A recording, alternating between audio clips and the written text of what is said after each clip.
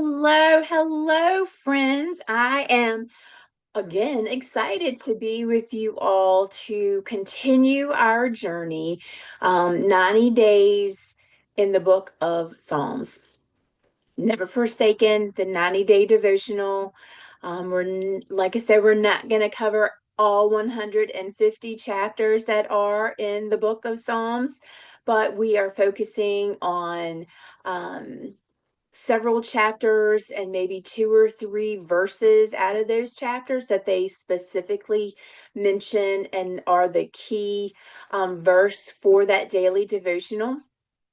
I have been sharing the entire chapter with you all because, as I've said, and I will continue to say, it is very important to make sure that we have the full context of what that verse means. And that means reading, the verses before and verses after. If it's a chapter that has 50 verses, it doesn't necessarily mean you have to read all 50 of those verses to understand what that one particular verse, what the context for that one particular verse is. But a lot of times it's broken down into sections in one particular chapter. So it could be helpful to read that particular section in your Bible. So, like I said, I'm very excited. I hope that you are enjoying this, and I hope that you're getting some little nudges from God as to what it is He wants you to hear each day that I am sharing with you. Um, I don't want it to be something that you think I am just putting out there. I really want God to be able to speak through me to whomever needs to hear what I am sharing. So, if there's someone that you feel would enjoy being on this journey with us, please share. If you don't already subscribe, it would be pretty cool if you would subscribe, although that's not why I'm doing this. But that way, if you do subscribe, you will get notifications when I have the next day's devotional up. And please, like I said, share this with people that you feel would enjoy being on this journey, or you feel need to hear what was being shared on a particular day. So let me put my eyeballs on and let's see what we are going to be talking about today. So today we are going to be in the 5th chapter in the book of Psalms. If you are new to the Bible or just starting out on your faith journey, the book of Psalm is in the Old Testament, and it's going to be the 19th book in the Old Testament. And so today we're going to be in chapter 5. So I'm just getting there. Chapter 5. And the main verse for today is verse 3. Again, it's only 12 verses, so I'm going to read the whole chapter. And the title of this particular chapter, because if you're just joining or as a reminder, the word psalm means song, S-O-N-G, song. Um, so think of these as lyrics to a song. And so a lot of these, let's see, do all of them? I think all of them. Yeah, it looks like they all have like a title for each chapter. So this one says, for the choir director, a psalm of David to be accompanied by the flute. And if you recall, yesterday's was a psalm of David to be accompanied by stringed instruments. So today we're with a flute. It says, O Lord, hear me as I pray. Pay attention to my groaning. Listen to my cry for help, my King and my God, for I pray to no one but you. Listen to my voice in the morning, Lord. Each morning I bring my request to you and wait expectantly. O God, you take no pleasure in wickedness. You cannot tolerate the sins of the wicked. Therefore, the proud may not stand in your presence, for you hate all who do evil. You will destroy those who tell lies. The Lord detests murderers and deceivers. Because of your unfailing love, I can enter your house. I will worship at your temple with deepest awe. Lead me in the right path, O Lord, or my enemies will conquer me. Make your way plain for me to follow. My enemies cannot speak a truthful word. Their deepest desire is to destroy others. Their talk is foul, like the stench from an open grave. O God, declare them guilty. Let them be caught in their own traps. Drive them away because of their many sins, for they have rebelled against you. But let all who take refuge in you rejoice. Let them sing joyful praises forever. Spread your protection over them, that all who love your name may be filled with joy. For you bless the godly, O Lord. You surround them with your shield of love. I love that. If you see a common theme, if you watched um, yesterday's, we were wrapped in a blanket of peace and protection, and today we're surrounded with his shield of love. And so this particular Bible is a study Bible, and I didn't think about this probably the last couple of times, but let me see if yes.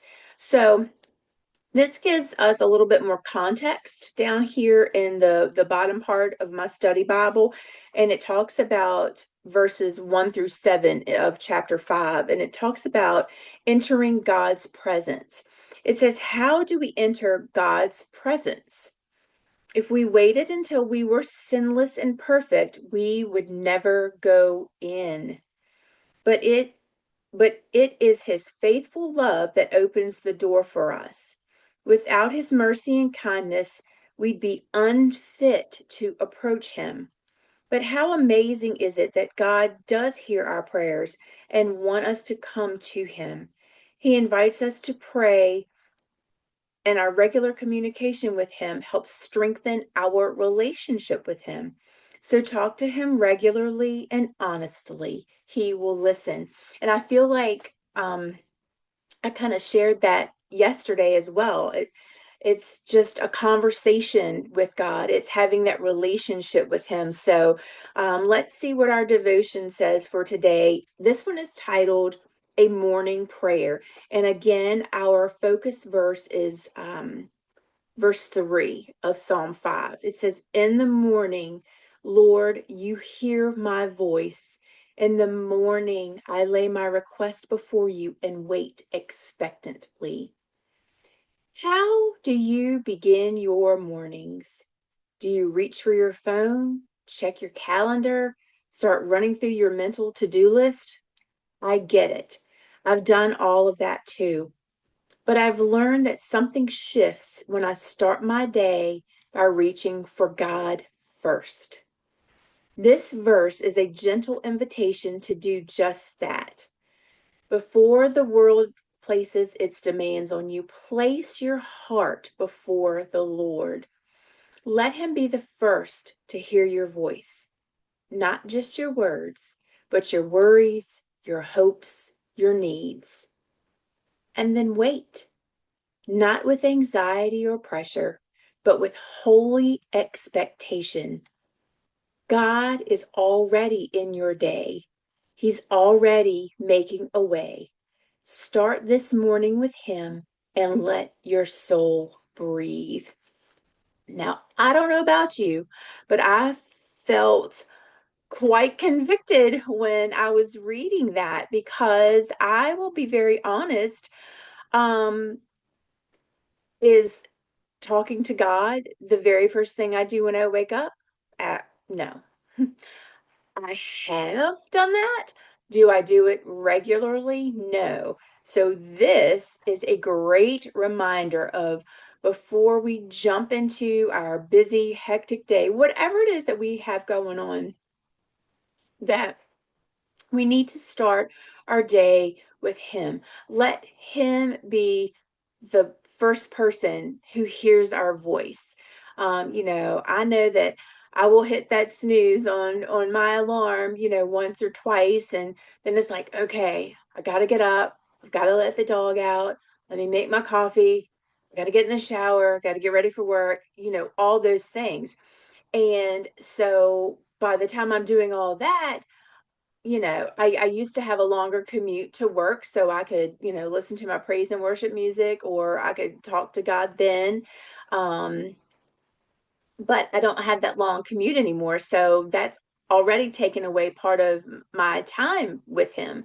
So this was a perfect, great reminder that, hey, little Miss Leslie, you need to, when you open your eyes, or even before you really open your eyes, if you're trying to get yourself all situated, you turn off that alarm. Just don't fall back to sleep.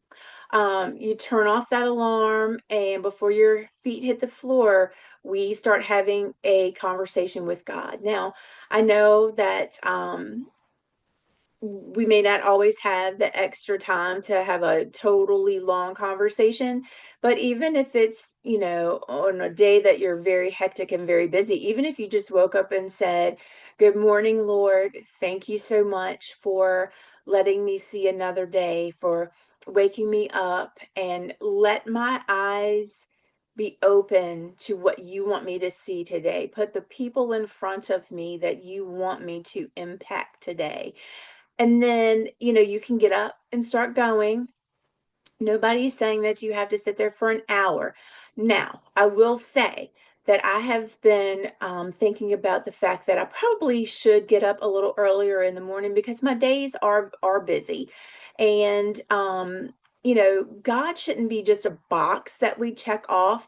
That's part of the reason why I love doing these daily devotionals, because it puts me in connection with him. It makes me think a new thought, a new crease in the brain, like, yes, you really need to start your day with God. Everything is going to be, not that everything is going to be smooth and you're not going to have hiccups in your day. That's not what I'm saying. But it's a great way to start your day. It's a great way to start that communication with him if it's something that's new to you.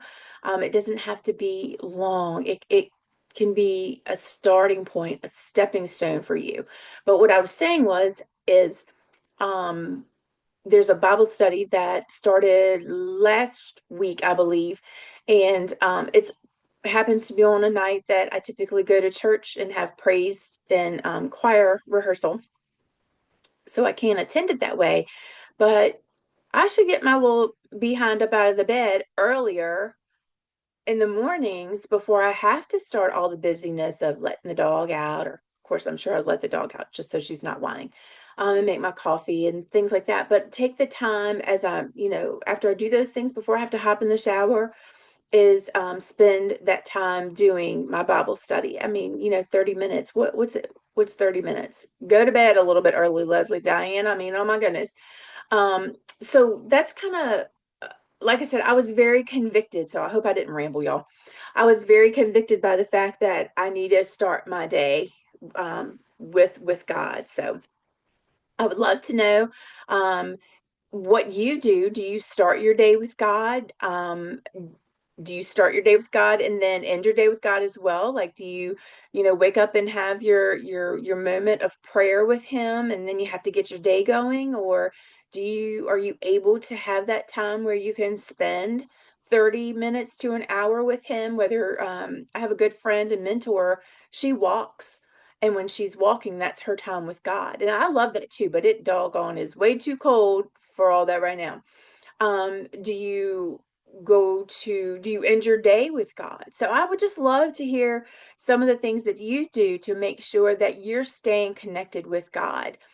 Because, this is a community and we could all use um, some ideas and suggestions that maybe we haven't thought of, and somebody else's idea is going to spark like, that. I could totally do that to grow my relationship with God and make sure I'm being very intentional with my time for Him. So, anyway, that's my little tidbit for today.